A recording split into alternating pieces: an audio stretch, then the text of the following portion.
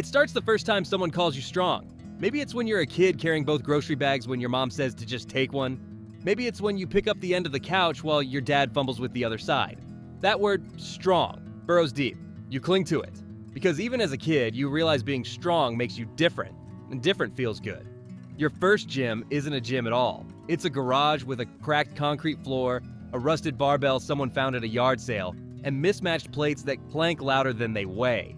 There's no fancy equipment, no coaches, no cameras, just you, cold metal, and the sound of iron dragging across the floor. You don't know what you're doing, but it doesn't matter. You squat until your legs shake, bench until the bar wobbles, and deadlift like your spine is made of rubber bands. All wrong, all dangerous, all raw. But it feels right. The obsession grows fast. While other kids are chasing crossovers or sprinting laps, you're in basements and garages, chalk dust floating in the air like church incense. You don't know the science yet. You don't know the terms. Progressive overload, RPE, CNS fatigue. All you know is the rush that hits when the bar leaves the floor.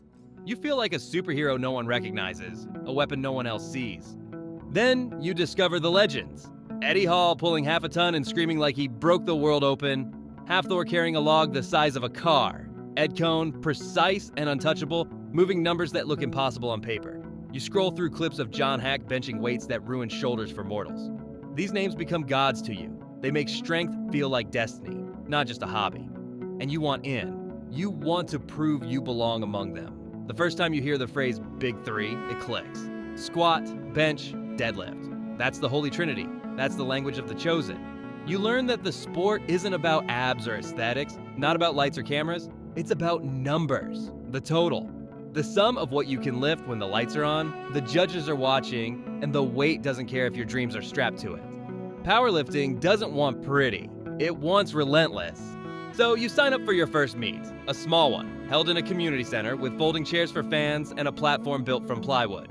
The crowd is barely 50 people, most of them family members or lifters waiting their turn. But to you, it feels like Madison Square Garden. You've spent months preparing for this moment. Squatting until your hips ache, benching until your elbows burn, deadlifting until your back feels like it's splitting apart. The chalk on your hands feels like war paint. When they call your name, your heart pounds harder than it ever has. You approach the bar, knees shaking, vision tunneling. The announcer says your opener. You take a breath, brace, and lift. The crowd doesn't explode, but it doesn't matter. The weight moves. 3 white lights flash. For a second, you feel untouchable. The bar obeyed. You controlled chaos. You're hooked. But even in that first meet, you catch glimpses of the truth. You see the veteran lifter limping between attempts, his knee wrapped in tape thick as a cast. You see another guy retching in the bathroom from cutting too much weight. You overhear conversations about surgeries, torn pecs, herniated discs. The glory is thin. The damage is thick. You ignore it because that's what you do when you're starting. You only see the lights. Afterward, you drive home with a cheap metal rattling on the passenger seat. Nobody outside that tiny room cares. Your friends don't understand the numbers. Your family congratulates you but doesn't get why you destroy yourself for it. But, you found the thing. The thing that defines you, isolates you, and owns you. And you already know you'll never stop chasing it no matter what it takes. The deeper you go, the smaller your world becomes.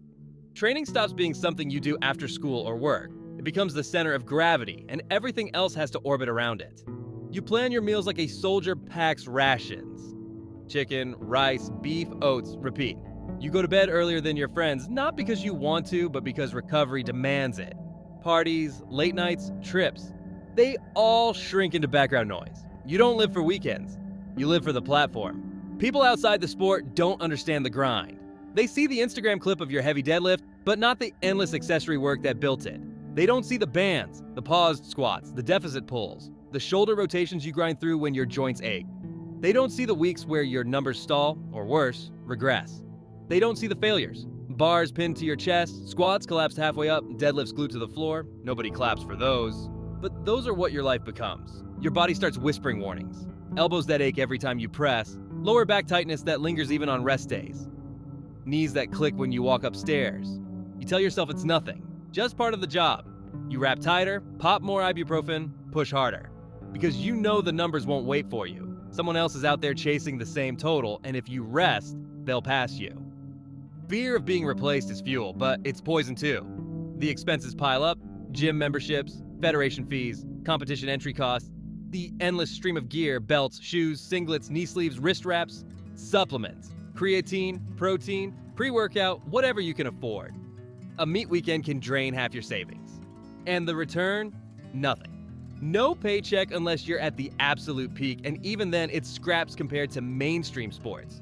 You spend more than you make and you accept it, because powerlifting isn't about profit. It's about proving something to yourself that the world may never notice. Social invisibility cuts deep. You tell someone you're a powerlifter and they ask if that's the same as bodybuilding. You explain the difference. No, it's not about abs. It's about strength, about the total. But their eyes glaze over.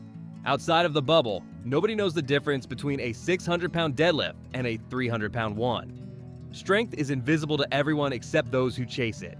The isolation stings. You pour your life into numbers that barely anyone outside your circle understands. Meets become your only validation. Months of preparation funneled into seconds on the platform. You train through holidays, skip family events, drag yourself to the gym on days your body feels broken. All for 9 attempts. 3 squats, 3 benches, 3 deadlifts. That's your whole life boiled down to less than a minute of lifting. If you hit your lifts, it feels worth it. If you don't, all those months feel wasted. There's no middle ground. Relationships strain. Friends stop inviting you out because they already know the answer. Partners get tired of hearing about macros and training blocks. Family asks why you keep doing this when it doesn't pay. You don't have a good answer.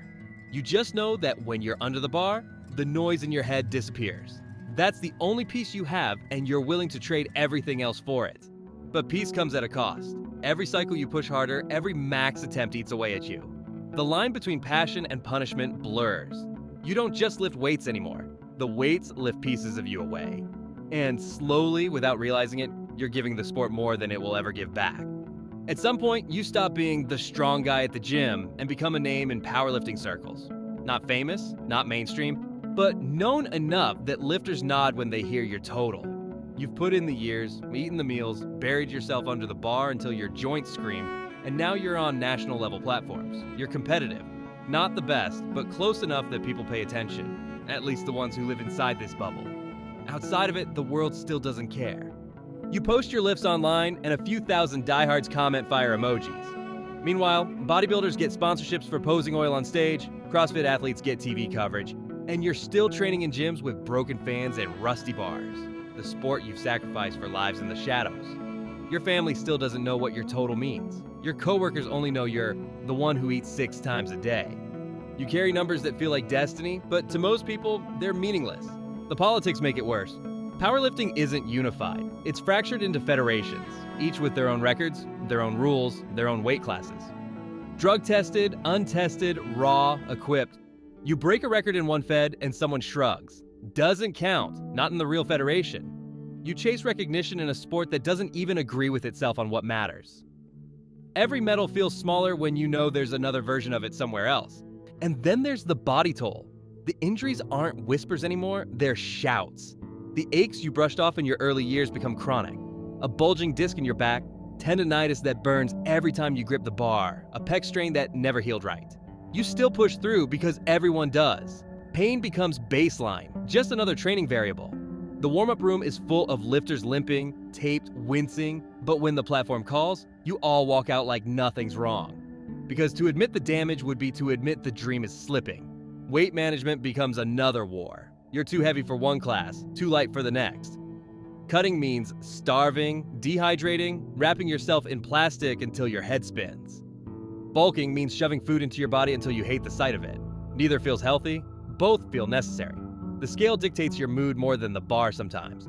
You learn to time your body like a machine, but machines break down. Yours is already showing the cracks. Despite it all, you keep climbing. You know you're not going to be Eddie Hall or Hafthor, but you chase your own ceiling anyway. Every PR feels like proof that it's working. Every meet feels like validation. The problem is, validation fades faster than pain heals. After the adrenaline crashes, you're left with swollen joints, empty bank accounts, and the gnawing thought that maybe none of this really matters outside those few minutes on the platform. But quitting isn't an option. This sport rewired you. The iron became your language, your mirror, your purpose. Without it, who are you? You're not a bodybuilder, not a CrossFitter, not an athlete anyone recognizes. You're a powerlifter. That's all you know, that's all you are. And as the numbers climb, the risks climb with them, dragging you toward a breaking point you can already feel. It sneaks up on you. At first, you think it's just a bad training cycle, a nagging tweak here, an off day there. But then the off days start outnumbering the good ones. You load the bar with weight you've crushed 100 times before, and it pins you like you've never touched iron in your life. You tell yourself it's fatigue, bad sleep, stress.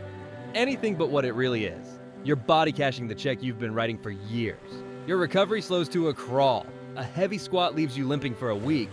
Deadlifts light up your lower back so badly you can't bend to tie your shoes the next morning. Benching feels like rolling dice with your shoulders. Every rep could be the one that finally tears it for good. You spend more time warming up than actually lifting. You live in compression sleeves and ice packs. Training used to feel like war. Now it feels like patchwork, duct tape holding a machine together. Meanwhile, the younger lifters keep coming. Kids half your age with perfect genetics and zero mileage on their joints post lifts on Instagram heavier than your lifetime PRs. They've got sponsorships, followers, coaches who track every rep with apps and data. You watch them pull numbers you bled for, and they do it smiling, fresh-faced, like it's nothing. You don't hate them, you just hate what they remind you of. That your window is closing, maybe you already shut. Meets don't feel the same. The nerves are still there, but the excitement fades. You know what's waiting: pain. Not just the strain of the lift, but the weeks of soreness after, the migraines, the joints locking up. You start cherry-picking attempts, aiming for safe totals instead of PRs. Survival becomes the goal. You clap for others hitting big lifts, but inside, it stings. You used to be them. Now, you're the veteran lifter with a limb, the one everyone nods at with respect, but no one fears anymore. The financial strain doesn't lighten either. If anything, it gets worse. Medical bills pile up from injuries you can't afford to fix. MRIs, cortisone shots, physical therapy sessions that barely keep you training. You're still buying gear, paying meat fees, traveling on your own dime. And for what? A medal that sits in a drawer? A total that barely anyone outside the sport even knows. You realize you've spent more chasing this dream than you've ever made from it. The math doesn't make sense, but you keep doing it anyway. Because stopping feels like death. And that's the trap. You've built your identity on being strong, on being a powerlifter. The thought of letting go feels like erasing yourself. So you push through even when you know better. You load the bar with weight that scares you. You wrap your knees, chalk your hands, and tell yourself one more time. Always one more time. You've been telling yourself that for years. But deep down, you feel it. The decline isn't coming. It's here. You're not chasing PRs anymore. You're chasing ghosts of yourself. Every meet is a reminder of what you were, not what you are. The iron hasn't changed. It never will. The only thing breaking down is you. When you look back, the years blur into sets and reps. Thousands of hours under fluorescent lights in gyms that smelled like chalk and sweat. Hundreds of failed lifts that left you on the floor gasping. Dozens of meets in community centers, high school gyms, and convention halls where the crowd was smaller than a junior varsity basketball game. You gave everything you had to the bar, and in return, it gave you, what exactly? Numbers. Scars. Stories only other lifters understand. You think about all the sacrifices, the birthdays you skipped because you had to train, the relationships that fell apart because you cared more about macros than date nights, the jobs you passed on because they interfered with your recovery schedule, the debt you racked up chasing competitions across states or countries that barely anyone noticed. You traded life for iron, and iron never traded back. The damage doesn't fade. Your knees grind every time you climb stairs. Your lower back locks when you sit too long. Your shoulders ache when you reach for the top shelf. Normal life hurts more than any lift ever did. You don't complain because pain became the language you lived in, but you feel it every morning when you crawl out of bed slower than you should at your age. Legacy? It's not fame or fortune. Powerlifting doesn't work like that. Legacy is a handful of training partners who remember your cues. A local kid who once saw you squat 5 plates and decided to chase it too. A total recorded in a federation no one outside the sport has even heard of. You leave fingerprints, not statues. You leave whispers, not headlines. And you have to accept that as enough. You watch the sport move on without you. Younger lifters with fresher joints, better genetics, cleaner technique, and bigger followings. They pull the numbers you bled for and get thousands of likes. They smile while doing it. You don't hate them, but you envy what it must feel like to still believe the bar is a door, not a wall. For you, it's become a mirror, one that only reflects how much you've lost trying to move it. And yet, despite the pain, despite the invisibility, despite knowing the sport never loved you back, part of you would do it again. Because in those moments on the platform, under the bar, with the weight pressing down and the crowd holding its breath, you were alive in a way nothing else could touch. You weren't broken, you weren't invisible, you weren't lost. you were strong, and strong was enough. But now, sitting with aching joints and a body that feels twice your age, you finally admit the truth you never said out loud. Powerlifting took more than it ever gave. It swallowed years, wrecked your body, drained your wallet, and left you with nothing the world cares about. That's why it sucks to be a powerlifter.